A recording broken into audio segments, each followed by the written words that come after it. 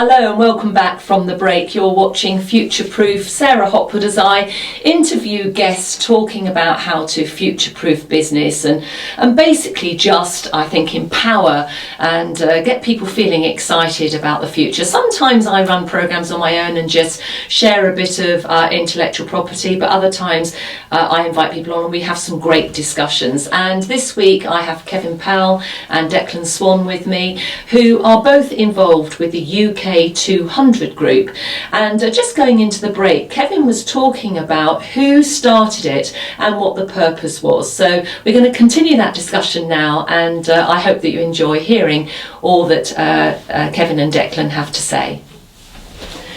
Thank you for staying with me. Thank you very much. So just going into the break, Kevin, you were saying about who started. Yeah, so I remembered his name eventually. Yeah. David Turnbull, who basically went round and was looking to actually pull accounting firms together, like-minded individuals who were looking to try and develop their practices.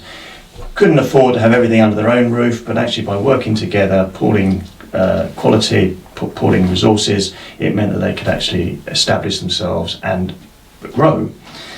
But it's come a long way from when he started it off. With Declan now, we actually are in our next phase, I guess, if you like, looking forward, hence the future proofing. I mean, the UK200 Group itself is it's quite interesting. It's, I think we're about 60 or 70 individual firms of accountants and lawyers. Together, our turnover will be about £250 million. With 500 partners, 3,000 staff, 150,000 SMEs. So we're, as a collective, we are a really big organisation. So I think if we were in the accountancy age top 50, we'd come in number 8. So the beauty of that is we're all independent, yet together, and this is our strapline, working better together, it works because we can actually act and compete against the big firms as well. And also, it's my understanding that when it was first started, it was for partners only, and now it is for everybody. Yeah, we're very, actually, at the moment we're looking to introduce communication which will actually filter down, be very easy all the way down through the firm. So every firm will actually be able to have their students, their managers, anyone involved in the business will be able to have access to information. Fantastic, and there is a flyer here. So if you want to know any more, do people contact, is there a website? Yeah, there's a website on there, and Declan is on there as well. We can actually make sure Declan is available as well, so things can be sent out. It's just if anyone's interested to actually understand, why the UK200 Group and what it actually means for practices. So I know the huge importance of a CEO, and I think before I ask you, Declan, how you do your job, can you give me, because we had a pre-conversation, this guy does arrive early for meetings, your story, because you have an incredible professional record across the board. You're not an accountant, we know, but you are incredibly talented in my view. But can you just say, what's your journey? Well, first of all, that's very nice of you to say. I'm not sure others would agree, but I'll take the compliment. Stuff, I mean, I've had, in my career, I've probably had 2 or 3 separate careers. The first was in the hotel business, which I went into after school and after graduation from college and university, and then that was followed by a spell of almost 20 years in what you might call the public sector, the third sector, running charities, helping to head up government-led initiatives, especially in education, skills, employability. And so all of that, you might say, might completely disqualify me from becoming the CEO of a professional services group. What I love about this guy is his humility is tangible, because he doesn't speak himself up. And what I love too is you almost said you've not been qualified to do anything that you've done. So I hope that's inspiring to anybody listening and thinking they can't do stuff. I'm pretty sure that's the most important key to my career, actually, in survival. But I think that goes back to what we talked about earlier on. If you're an individual or an organisation, you have to be prepared to put yourself out there, and you've got to go outside your comfort zones. And I think, in a sense, that's what I've always done, because in the end, you either do that, or you by deliberation, and you get ahead, or you effectively stagnate. That's about change. It is about change and resilience, tenacity, and ladders against the right wall, and also the ability to say no. I think is a large part, and sometimes that's no to criticism. That's no to people telling you can't. You're going, no, actually, I will. So how do you do your job here with the UK200, and how do people find you? Well, there's some fairly structural stuff to talk about first, which I think is probably key to any executive's success, and that is something I've learned the hard way. And actually I learned it from people who, strange enough, were directors and partners in professional services companies, and that's about having a structure. It's about understanding the terms of delegated authority and such like, which sounds terribly, terribly bureaucratic, but it isn't really. It's about just having a good foundation and base to build upon. But then there's a creative side, and that's about being able to, in this job, listen to what our members say, interpret that, synthesize it, and package it into products that they need. And those products, funnily enough, the audience may now recognise this term, comes back to future-proofing. It's all about helping them to do what they do better and frankly sustainably.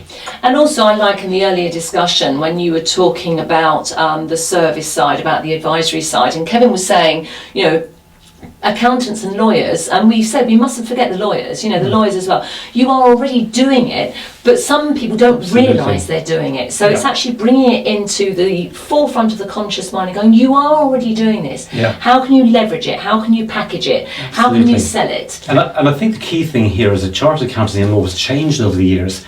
You know, there was a time when you could have put a plaque outside your office door. Just set up shop. People come through. People of my background are all about business development. We're all about growth. We're all about trying to find the opportunities which are out there. And as somebody once said to me, it's not that everybody can be an entrepreneur, because that's not entirely true, but everybody can be enterprising. And if you're enterprising, you can find opportunities going forward. So what's happened, of course, is that suddenly, over the years, our members certainly have got to think about where growth will come from, business development, and the plaque won't do it anymore. We've got to be broader minded. And change is core to it, and we know the first sign of real change is risk, and most people try to do change without risk, and it's a conflict. It doesn't work. It's an oxymoron. So, you know, future proofing, if I can come back to you, Kevin, the accountancy world, and many of you know I'm married to a chartered accountant, is already changed significantly, is changing moving forward. What advice can you give to business owners, employees, students around the accountancy world who are interested, who are trying to hold their businesses together? Number one, I think, is join the UK200 Group. Well, make sure your accountant is a member of the UK200 Group. Yeah. Probably the main thing. Or lawyer as well. But I think it's interesting, isn't it? You know, I've been doing this game quite a long time now, as we just mentioned, a few years, but I'm still really enthused by where we are in the profession. Good. It's very easy for, as you get older, to sit back and go, it's not like it used to be in my day. Things are changing. We can't control things. You know, it's going beyond what my remit or what I was looking to do. But actually, there's so much challenge ahead of us, and it's exciting. I find it exciting. So when we're looking to advise clients, it's actually helping them, because as advisors, the key thing for us to do is to help them understand where they sit in the marketplace. A lot of these small businesses are insulated, they are unable to actually talk to other people, and they look for their lawyer or their accountant to advise them and help them understand the world that they're in and understand how they can move forward. That's our role. Yes, and also what I'm hearing in that too is I know people, students who are interested in accountancy, and I think what we are saying here is the compliance side of accountancy is significantly changing and moving into advisory. We literally just have a minute, Declan. Do you have a nugget of advice, whether that's to give to, you know, a child that you know, your children or what have you, or just something inspirational for people thinking of not just the accountancy world, but the business world moving forward? What attitude do you think you could inspire them to? I think anybody looking for a career these days should choose something attached to business, because business allows for entrepreneurialism, it allows for enterprise, and it allows creativity. And you can set your own destiny. And one of the great things about the people I work with in the UK200 Group, but this will apply to other professions as well, is they have this notion of independence. They can chart their own destinies, and what greater thing to be able to do in life than that? independent thinking and chartering your own destiny. I hope that's inspiring to you. Kevin and Declan, thank you so Thank you very much for much. Thank joining you. me Thank you, on Roger. this programme in Very enjoyable. Future Proof. And Neil James, as I say, the UK200Group, if you want to know more, do Google them, or indeed if you want to, contact me and I can put you in touch. But also what I'm thinking of too is Declan said that for all the jobs that he's done, he was never really qualified. And I want to link that to business. If you are inspired by something, whatever the world says, make it your business to be as nosy as possible, to dig as much as you can into that subject and that arena, and then go in and own it. Make it for yourself. Be resilient, keep your head high, and be hopeful. The future is good for you. Be inspired. Enjoy your week and see you next time. Bye. Thank Thank you. you very much. Well done.